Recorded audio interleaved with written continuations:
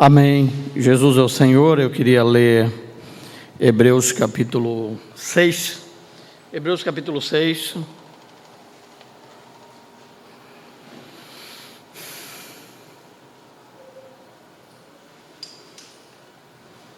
Hebreus capítulo 6, versículo 9.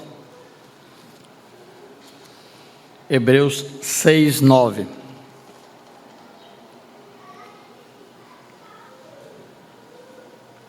Quanto a vós outros, todavia, ó amados, estamos persuadidos das coisas que são melhores e pertencentes à salvação, ainda que falamos desta maneira. Porque Deus não é injusto para ficar esquecido do vosso trabalho e do amor que evidenciaste para com seu nome, pois servistes e ainda servis aos santos. Desejamos, porém, continue cada um de vós, mostrando até o fim a mesma diligência para a plena certeza da esperança, para que não vos torneis indolentes, mas imitadores daqueles que pela fé e pela longanimidade herdam as promessas. Vamos orar mais uma vez. Senhor, nós entregamos Tua palavra e oramos para que o Senhor venha tornar clara, tornar forte as coisas que são pertencentes à salvação, aquilo que nos dá esperança, aquilo que pode nos levar para frente. Nos ilumine nessa manhã, nos fazendo ver a Cristo, nos fazendo colocar os nossos olhos nele, em nome do Senhor Jesus, amém.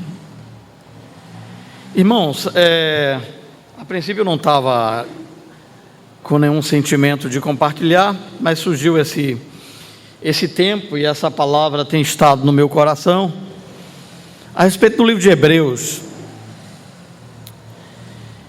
O livro de Hebreus é um livro muito importante na Bíblia, né? E ele vai traçar em alguns momentos essa comparação entre Cristo, a nova aliança, e a velha aliança na lei, né? O templo, todas as coisas ali que são relacionadas à velha aliança no Velho Testamento. E Hebreus, ele traz algumas palavras muito impactantes, porque ele confronta os irmãos naquilo que eles acreditam. Ele vai dar uma chacoalhada, vamos dizer assim, na vida dos irmãos, tentando, como diz o próprio livro de Hebreus, levar eles para o que é perfeito, tirando-os da transição do Velho Testamento e colocando-os na base e na realidade da nova aliança. E não vamos fazer aqui uma exposição do livro de Hebreus, não é esse o propósito, nem estudá-lo longamente, mas eu queria apenas fazer, como diz o livro de Jeremias, Lamentações, trazer à nossa memória o que pode nos dar esperança. E ele começa a citar, meus queridos irmãos: quanto a vós outros, todavia, ó amados, estamos persuadidos das coisas que são melhores e pertencentes à salvação, ainda que falamos dessa maneira. Ele está dizendo: olha, eu quero que vocês prestem atenção naquilo que é melhor e pertencentes à salvação, ainda que eu tenha falado com você de forma talvez dura, ou chamando a sua atenção de forma forte, porque se você tirar a sua visão da centralidade da obra e da pessoa do Senhor, é possível que você se perca. E aí eu quero ler rapidamente com você lá em Lamentações, capítulo 3. Acredito que tenha uma relação aqui na ênfase que eu quero dar. Nós já falamos aqui sobre Jeremias. Jeremias é aquele profeta que escreveu, ele foi aquele homem que falou do desterro. Alguns profetas falaram sobre isso. O que é o desterro? É a ida de Israel saindo da sua terra natal, Jerusalém, até a nação de Israel, e indo ficar cativo lá em Babilônia. E você sabe o que aconteceu, não sabe? Todos sabem aqui o que aconteceu, né? O que é que aconteceu, Luana? Não sabe? Não está lendo a Bíblia, não? Ajuda ela então, Edna.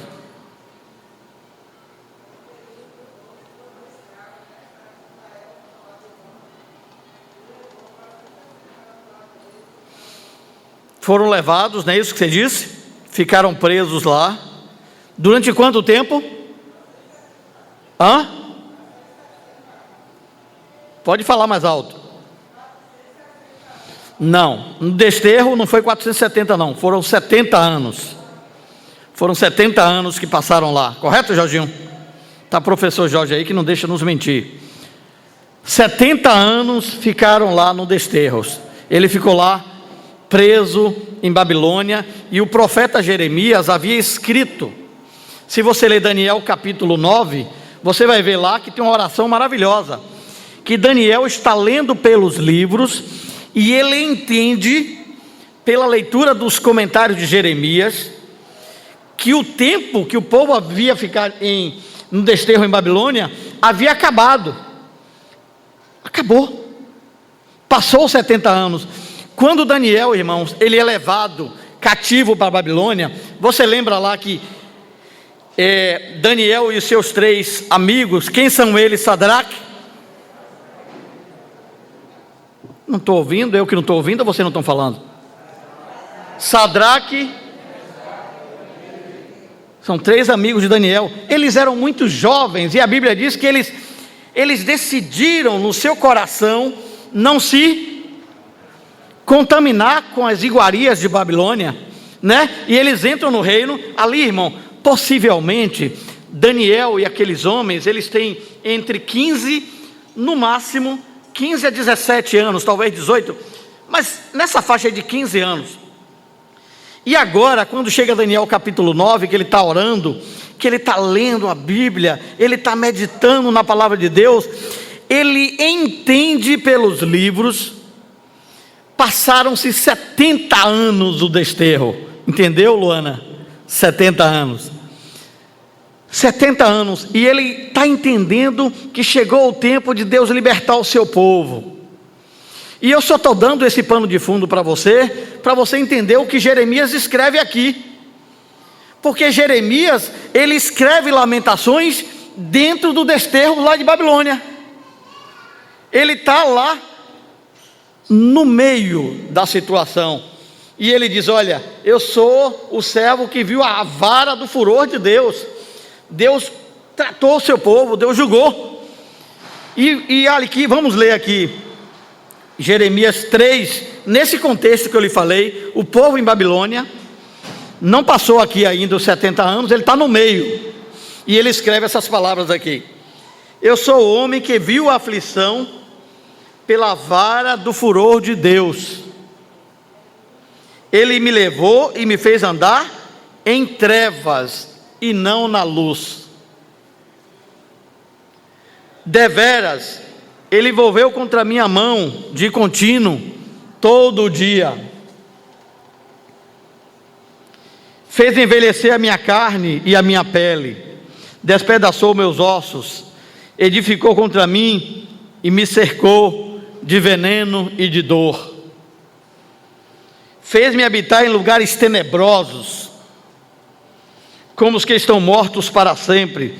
Cercou-me de um muro e já não posso sair. A situação de Jeremias era muito boa, né? Né, Edmilson? situação de Jeremias aqui era muito legal, né, Val? Você queria estar lá com ele, Val? Agravou-me com grilhões de bronze, ainda quando clamo e grito, ele não admite a minha oração. Fechou os meus caminhos com pedras lavradas, fez tortuosas as minhas veredas, fez-me como urso à espreita a um leão de emboscada, desviou os meus caminhos e me fez em pedaços. Entesou o seu arco, deixou-me assolado, né? Entesou o seu arco e me fez como alvo a flecha, fez que me entrasse no coração as flechas da sua aljava. Ele usa uma criatividade aqui tão, revelação. Deus entesou o seu arco, imagina aí, Deus entesou o seu arco e fez o quê?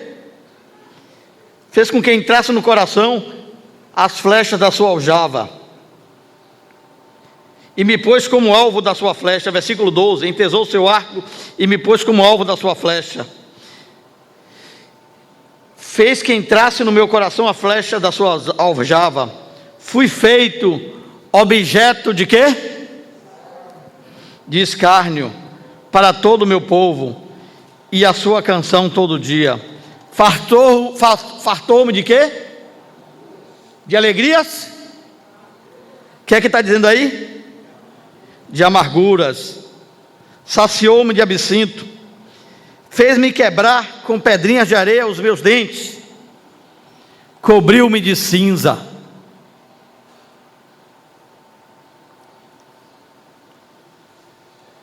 Versículo 17, Rosana, o que é que diz aí?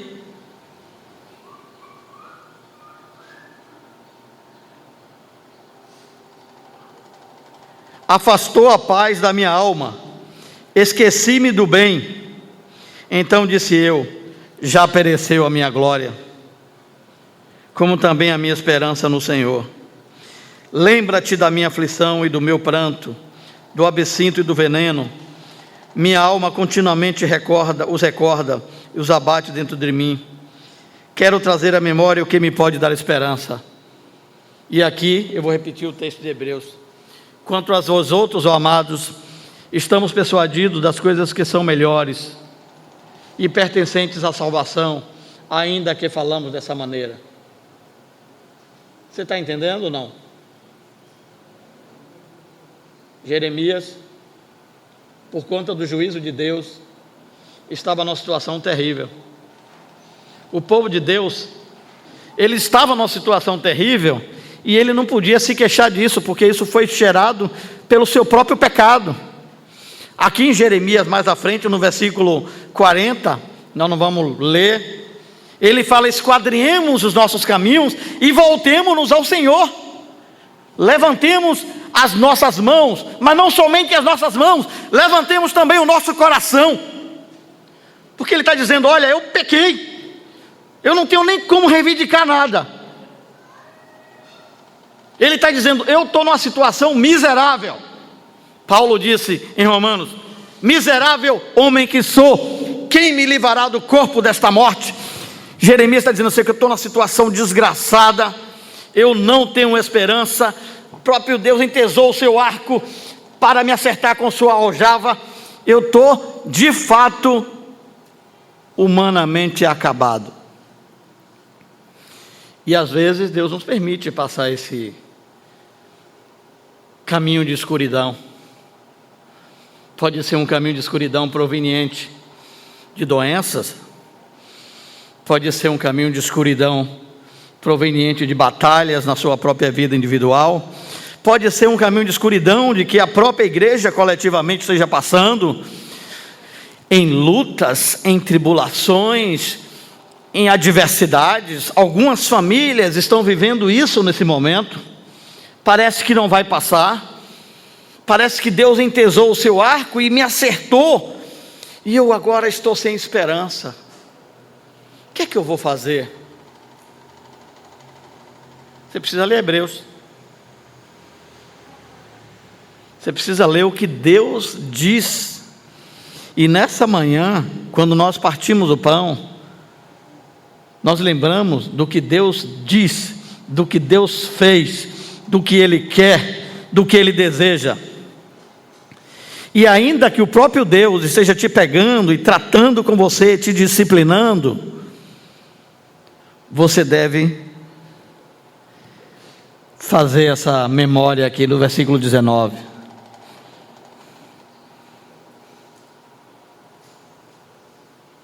Lembra-te da minha aflição e do meu pranto, do absinto e do veneno.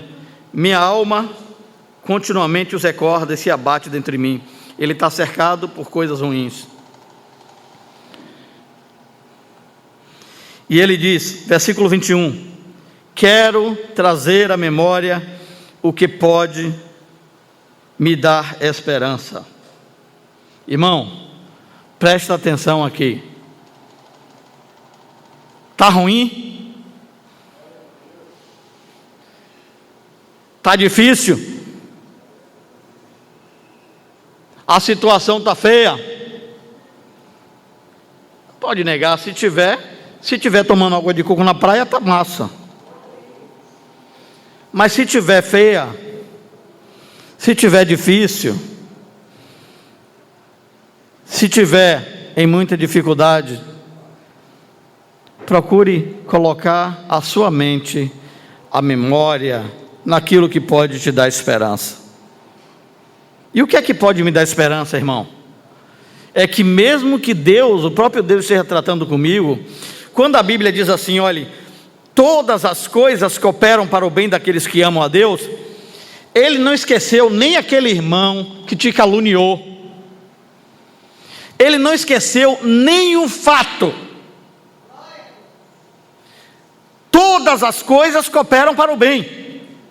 E algumas das coisas que podem estar sendo faladas aqui são geradas por nós, porque nós pecamos, nós transgredimos, como diz Daniel lá. Outras não, mas Marcelo, eu não pequei. Então melhor ainda, que você vai cair no chilindró sem ter pecado. Ô meu irmão, que é isso? Aí dói demais, realmente dói mais aí. Porque você vai olhar assim, Senhor, eu não fiz nada.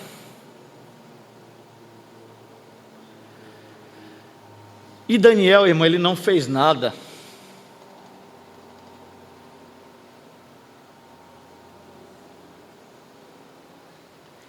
Não encontro na leitura do livro de Daniel pecados praticados por ele. Na sua biografia, não encontro. Mas por causa da unidade do povo de Deus, ele teve que ir para o desterro. Não adianta, você pode chorar, você pode espernear, mas Deus vai tratar o que tem que tratar. Amém? Ele vai espremer o carnegão até sair o olho. Não é isso que diz? É isso mesmo? Não, é o contrário, senhor? Me ajuda. Isso. Ele vai espremer até sair o carnegão. Isso dói. Nessa hora você diz assim, Senhor, me traz a memória que pode me animar. Eu não consigo.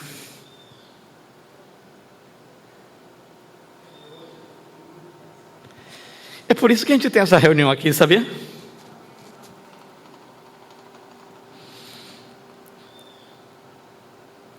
Quando você lembra, Jesus estava na sua glória. E Ele resolveu encarnar. E Ele desceu, viveu como homem, 33 anos e meio, uma vida santa e sem pecado. O Pai disse, eis o meu Filho amado, em quem eu tenho todo o meu prazer. e o seu semblante, o seu olhar, era como alguém que ia para Jerusalém. Ele ia tomar uma cruz que era minha e sua. Não tinha, a cruz não era dele, a cruz era nossa. Mas ele vai e toma a cruz. Então ele morre na cruz. E ele se entrega plenamente. Diz aí que ele se deu sem reservas, não é verdade? Não houve qualquer reserva. Ele se dá ali na cruz. E ele fica lá na morte. Ele é sepultado. Os homens pensaram que tinha acabado com Jesus. Mas ao terceiro dia, ele ressurge dentre os mortos. Mas não apenas isso. Ele passa 40 dias aqui nos treinando, nos mostrando que ele vive e reina para todo sempre. E ele passa esse tempo, 40 dias é sempre o número de treinamento na Bíblia, 40. Teste, treinamento. E ele passa 40 dias conosco e nos treina, depois ele ascende aos céus. E ele diz assim: eu vou voltar. Tudo isso nós passamos nessa reunião aqui. Quero trazer à memória o que pode me dar esperança. As misericórdias do Senhor, elas são a causa de não sermos consumidos, e elas não têm fim. Você pode pensar assim: mas Deus, foi os irmãos que fizeram isso comigo. Todas as coisas cooperam para o bem daqueles que amam a Deus. Irmão, não fique na sua memória com aquele irmão que te machucou. Não fique na sua memória dizendo: Deus, foi minha mulher que fez isso, ou meu marido. Não fique na sua memória com o seu filho, ou com aquele irmão que você gostava tanto e acabou o relacionamento contigo, te dando a bofetada na cara. Traga à sua memória o que pode te dar esperança. Coloca os teus olhos em Deus, e Ele vai tornar essas adversidades que você tem passado em bênção. Mas é porque tem uma varinha que vai na nossa vida, que vai fazer assim, tchum? Não, irmão. É porque é um princípio da palavra de Deus. Quando nós estamos passando pelas adversidades e colocamos os nossos olhos em Deus, nós tomamos uma carruagem que nos levam às regiões de triunfo. Quando nós olhamos para a nossa circunstância, nós só vivemos nessa esfera aqui, ó. Foi o irmão que fez isso, foi a irmã, a igreja não presta, a minha família não vale nada, esse marido que eu tenho é uma desgraça, ou vice-versa. Mas quando nós olhamos para Deus, Ele pode ser o pior, ou a mulher, o pior homem ou mulher que seja, mas você vai dizer: Deus é bom. Deus é bom o tempo todo. Então o que é que eu quero falar para você nessa manhã? Já são 12h30. Quero trazer à tua memória o que te pode dar esperança. As misericórdias do Senhor, elas não têm fim. Você já viu falar no fim da misericórdia de Deus? Quanto a vós outros, ó amados, estamos persuadidos das coisas que são melhores e pertencentes à salvação. Fizemos o drama aqui da redenção. Ainda que falamos desta maneira, Deus chamou-nos para trazer disciplina a cada um de nós. E depois dessa disciplina, nós, se tomarmos a disciplina que precisamos tomar adequadamente, nós vamos sair de lá sem qualquer chamusco de fogo. Vamos sair dessa fornalha que é a disciplina que Deus está passando.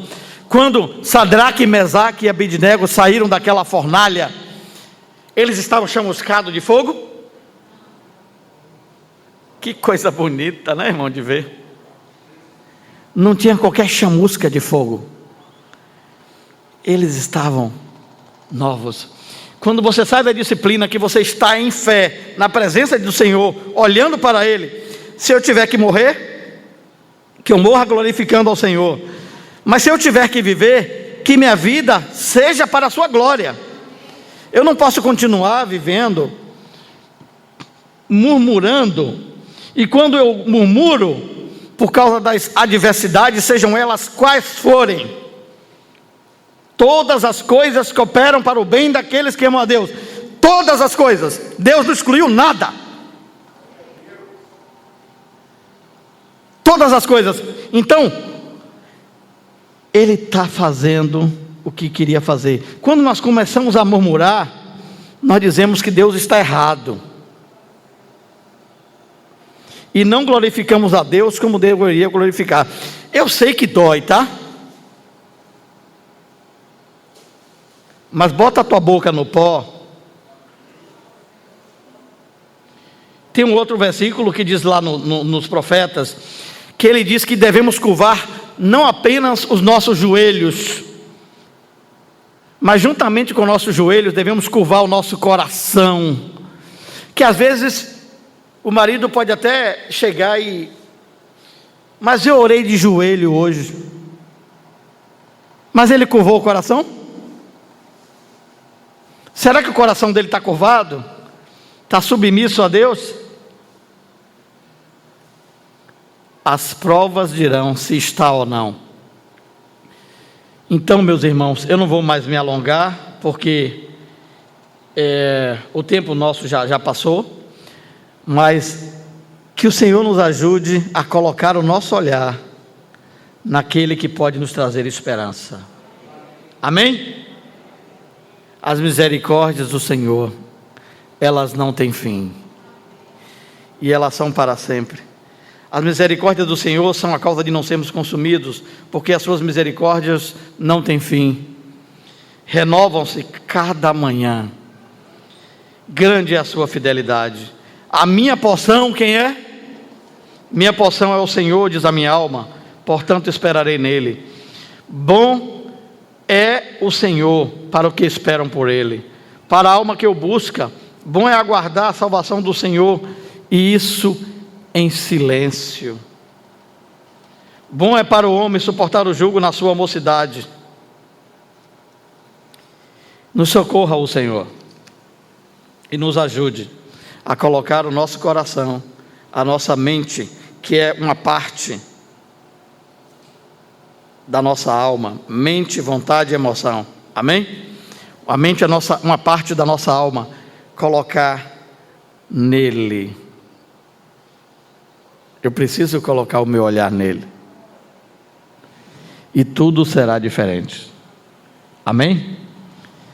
Senhor, nós agradecemos a Ti, e de fato Te pedimos que o Senhor nos ajude a colocar o nosso coração no Senhor. Nossa mente, olhando firmemente para o autor e consumador da fé. Não permita, Senhor, que nós titubeemos entre dois pensamentos, mas que o Senhor mesmo nos ajude e nos leve a colocar o nosso olhar em Ti. Não permita que estejamos olhando o homem, ou mesmo as nossas adversidades, mas que o Senhor seja o nosso centro. Ajuda-nos, eleva o nosso olhar à Tua pessoa, em nome do Senhor Jesus, amém, amém.